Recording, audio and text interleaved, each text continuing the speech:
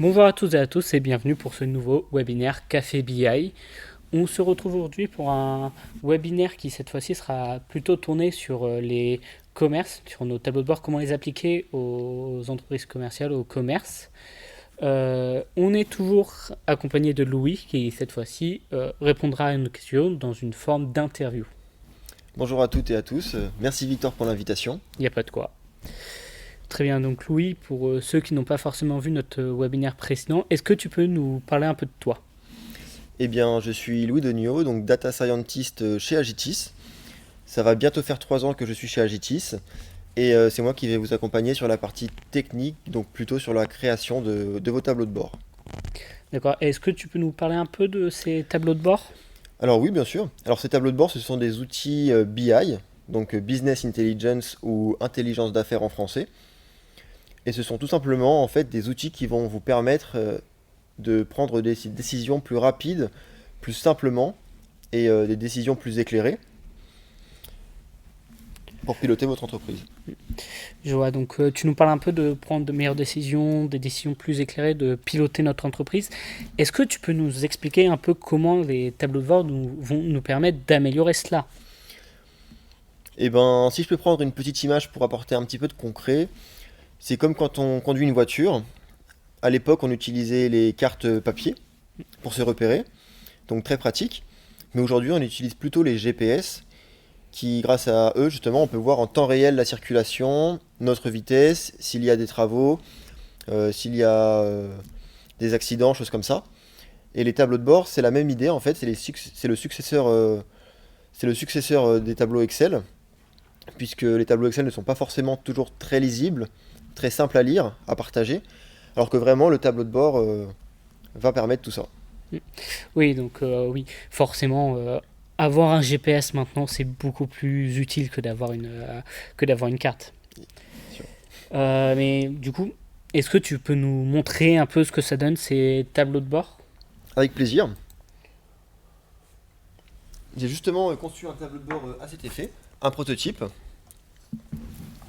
Donc là, on se retrouve sur notre tableau de bord et on retrouve notamment la comptabilité dans un premier temps.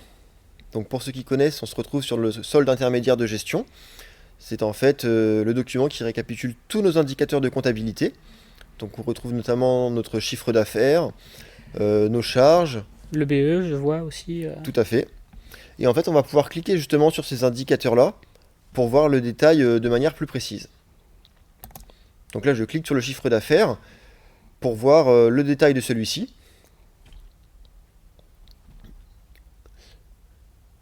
Alors là, on voit que le chiffre d'affaires est composé notamment de 3 comptes. Et ces 3 comptes sont composés de 152 prestations. Et par exemple, si on clique sur le premier compte à 13 406 000 euros, on voit bien le détail des 56 prestations qui le composent et on retrouve notre total. Donc on peut très facilement changer la période en cours, ici, la période précédente, de manière à actualiser les chiffres sur notre tableau. Et bien sûr, tous ces menus, toutes ces couleurs, tous ces tableaux sont vraiment entièrement personnalisables. Et le but, c'est vraiment de faire de ce tableau de bord vraiment votre tableau de bord pour qu'il corresponde le mieux possible en fait à vos besoins. Et du coup, là, l'entièreté des indicateurs sont cliquables. Alors là, dans ce cas, ouais, oui, tout à fait. Et là, on se retrouve sur une autre vue, donc plus sympathique, où est-ce qu'on retrouve justement le graphique de nos commerces. Donc là, dans le tableau de bord fictif, en fait, c'est 4 commerces boutiques à Blois. Et là, on voit en rouge leur chiffre d'affaires et en jaune leur chiffre d'affaires sur la période précédente. Et comme tu disais, Victor, effectivement, Tous les indicateurs sont cliquables. c'est ça, toutes ces options sont cliquables et on peut retrouver par exemple les achats effectués en boutique, en click and collect, en livraison. Voilà, très facilement, en temps réel. Et tout de suite, c'est beaucoup plus simple. Et donc, je vois que là, on a les indicateurs pour les différents magasins. Comment est-ce qu'on peut l'appliquer vraiment au commerce Alors, au commerce, ça serait par exemple pouvoir étudier et suivre la gestion des stocks, par exemple, qui est très important pour un commerce. Donc, on retrouve ici, stock produit, où est-ce que là, on peut vraiment constater la répartition en fait de nos stocks sur nos 4 établissements. Donc on peut voir une quantité totale de 1368 produits, donc répartis ainsi, avec notamment des accessoires, des vestes et des bas. On peut cliquer par exemple sur notre commerce A, et on peut voir que celui-ci comprend 304 produits avec les quantités voilà, réparties comme suit. Donc là on a choisi la période de septembre 2024. Et pour un commerce, ce qui est très intéressant aussi, c'est qu'on peut par exemple suivre la rentabilité de ces différents produits.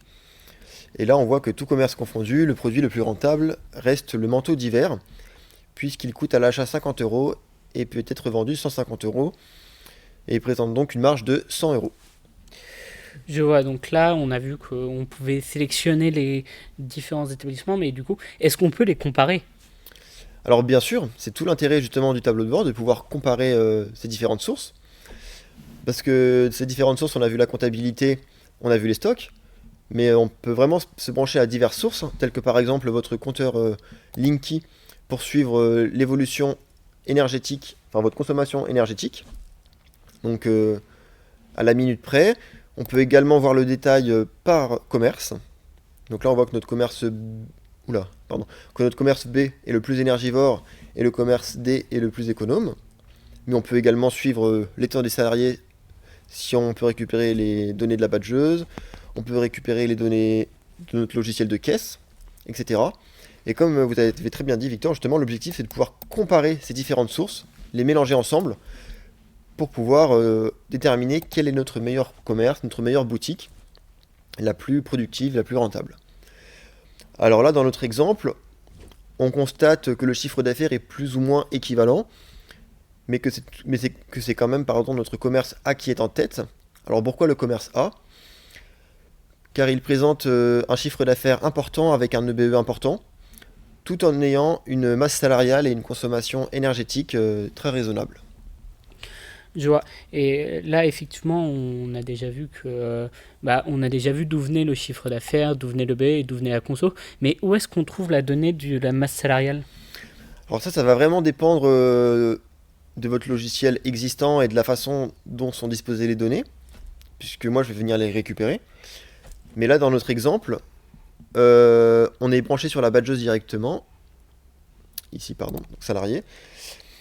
Et on va pouvoir récupérer vraiment toutes les informations concernant les salariés, c'est-à-dire que répartis sur notre 4 magasins, on a 50 salariés à l'heure actuelle.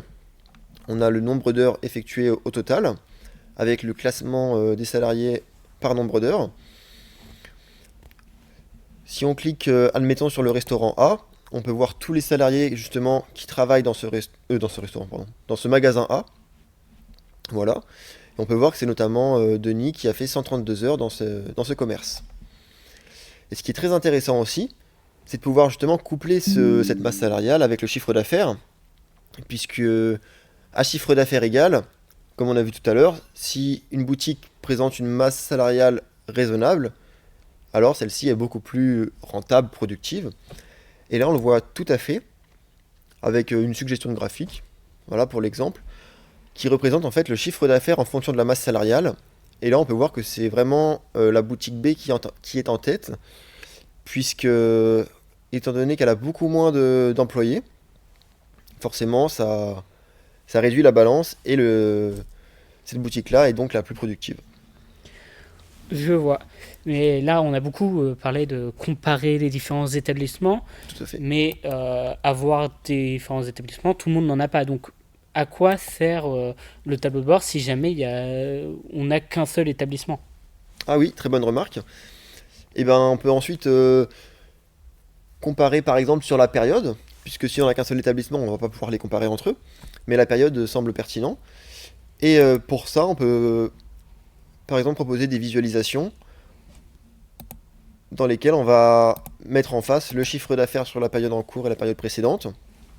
Enfin, le chiffre d'affaires et aussi le BE, la masse salariale et la consommation énergétique. Et là, on peut voir que sur la boutique A, c'est la période en cours, donc 2023.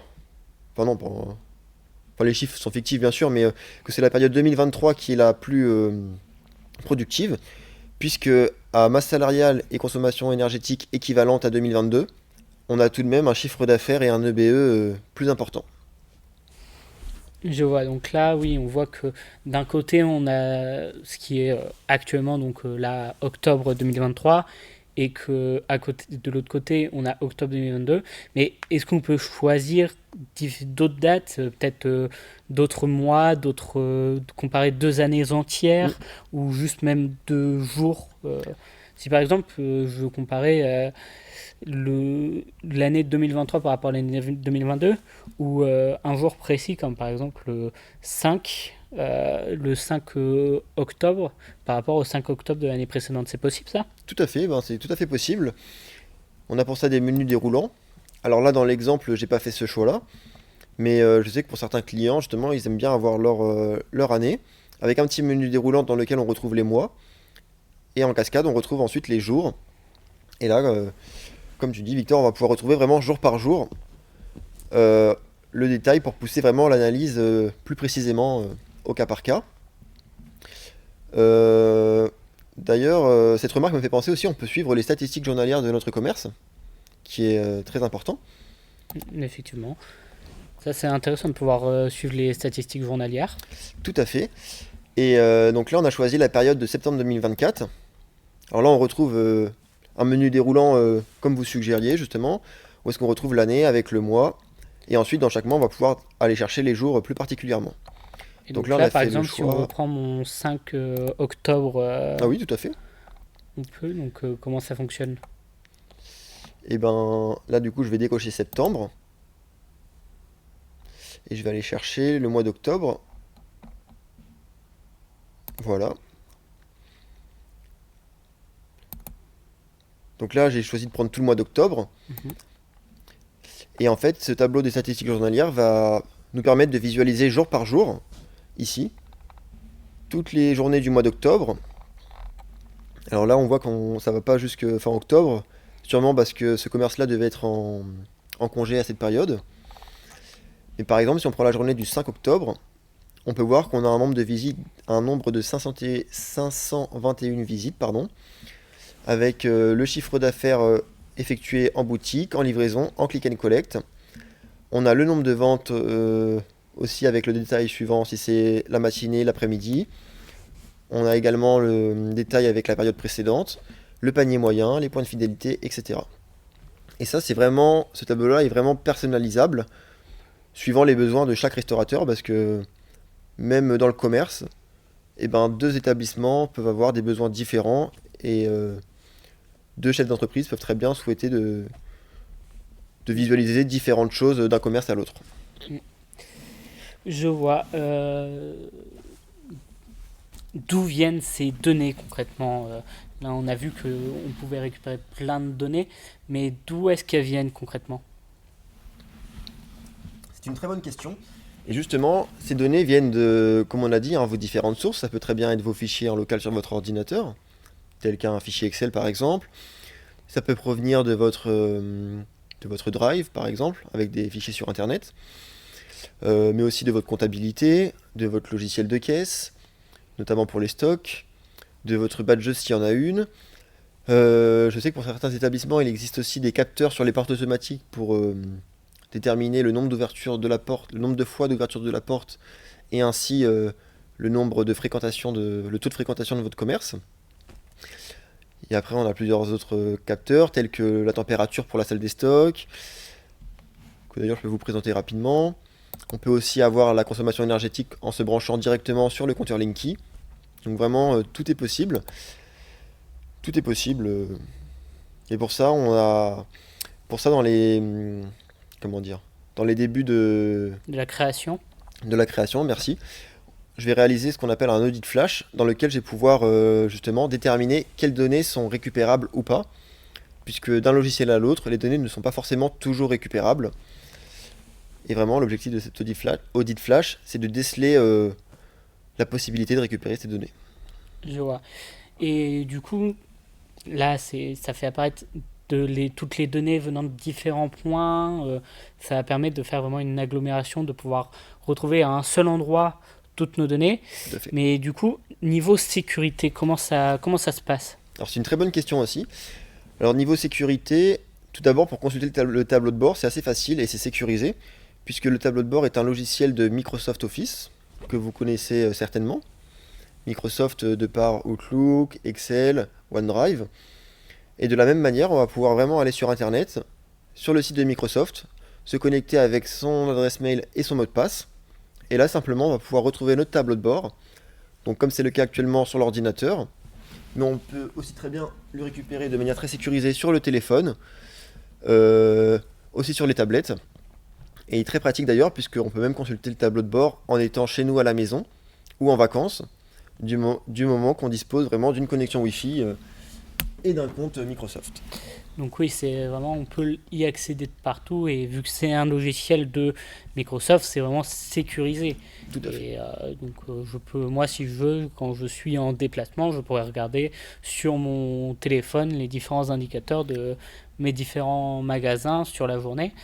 Et si je veux le partager avec par exemple mes managers, mais que je veux pas forcément que par exemple le manager du magasin A puisse voir les données par exemple des autres magasins, est-ce que c'est possible? Tout à fait, c'est possible. Alors vous, en tant que directeur de vos restaurants, vous allez pouvoir voir l'intégralité en fait de vos restaurants, mais vous pouvez choisir, admettons, que le responsable du restaurant, du commerce, pardon, parce que vraiment ces tableaux de bord-là sont adaptables à différents secteurs. Donc nous, aujourd'hui, on a fait le choix du commerce, Mais par exemple dans notre précédent webinaire, on était plus tourné sur les restaurants. c'est ça.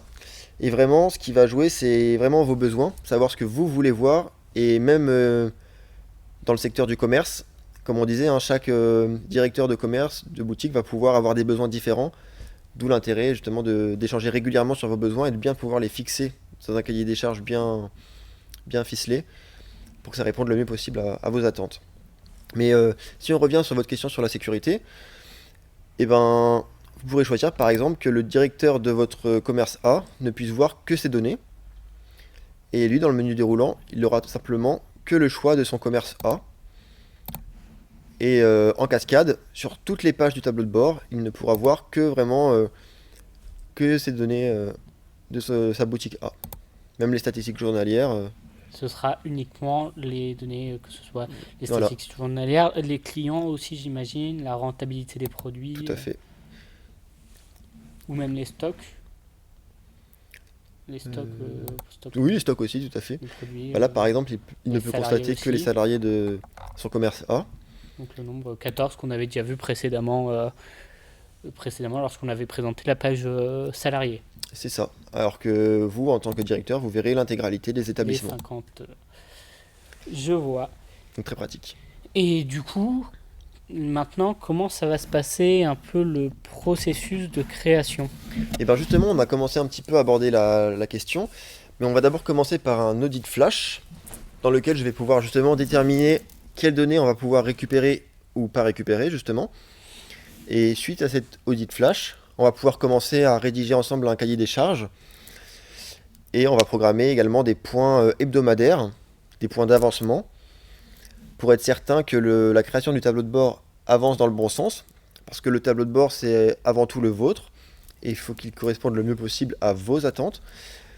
Et les points réguliers vont permettre justement d'être sûr qu'on soit toujours dans la bonne direction et qu'on ne s'égare pas. Et après, ces points vont bien sûr s'éloigner petit à petit au fur et à mesure de l'avancement pour s'étaler par exemple après à plutôt des points mensuels, etc. Je vois, donc oui, ça commence par un audit flash. Ensuite, tu vas faire le premier prototype. Tu vas l'envoyer. Vous allez pouvoir le tester pendant une semaine, peut-être plus, hein, en fonction des réunions que vous allez prévoir avec Louis. Ensuite, vous lui ferez un retour sur ce qui vous a plu, ce qui vous a moins plu, ce que vous aimeriez voir apparaître et au contraire ce que vous préfériez voir disparaître. Et ensuite, Louis va récupérer tout ce que vous lui avez dit et va vous créer un second prototype pour que justement vous puissiez tester ce second prototype et réitérer le processus jusqu'à avoir vraiment le tableau de bord qui va vous convenir à vous. Encore une fois, ce tableau de bord, c'est pas celui de Louis, ça va pas être le mien. Ça va être vraiment votre tableau de bord à vous, adapté à votre entreprise, à votre utilisation. Et donc potentiellement, si vous comparez les tableaux de bord de deux entreprises différentes, celui de l'entreprise A va convenir à l'entreprise A, mais l'entreprise B va trouver que justement il n'est pas du tout adapté à son utilisation à lui. Donc c'est vraiment deux tableaux de bord des tableaux de bord seront toujours différents et personnalisés vraiment à l'utilisation dans chacune des entreprises. Tout à fait. Et c'est pareil, si je peux me permettre aussi pour ajouter un petit point, l'avantage aussi de cet outil, c'est qu'on va aussi éviter certaines erreurs. Alors je m'explique, si par exemple dans votre commerce vous avez par exemple un cahier de suivi des stocks, où les stocks sont rentrés à la main, et ben l'erreur est humaine et des fois ça peut arriver qu'on se trompe d'une ligne ou qu'on oublie tout simplement d'écrire qu'un produit a été acheté ou vendu ou est indisponible, etc. Alors que le fait d'être branché directement sur le logiciel de caisse, automatiquement quand le produit est facturé, automatiquement sur le tableau de bord, il pourra être déduit et il n'y aura pas d'erreur humaine, entre guillemets, ou d'erreur humaine d'une part, et d'autre part, une personne qui passe son temps à tenir un cahier des stocks à jour ou un cahier des temps des salariés à jour, c'est pas forcément comment dire, Efficace. efficace d'une part, mais aussi très valorisant. Et là, le logiciel le fait tout seul de manière automatique, donc cette personne-là pourra consacrer son temps à des tâches plus intéressantes et plus valorisantes. Très bien. Bah, merci Louis pour cette interview. Merci à vous d'avoir pu nous suivre. Vous pouvez trouver nos contacts dans la description si vous souhaitez nous contacter afin de nous poser des questions, de peut-être potentiellement lancer le processus de création, de discuter avec nous du lancement du processus.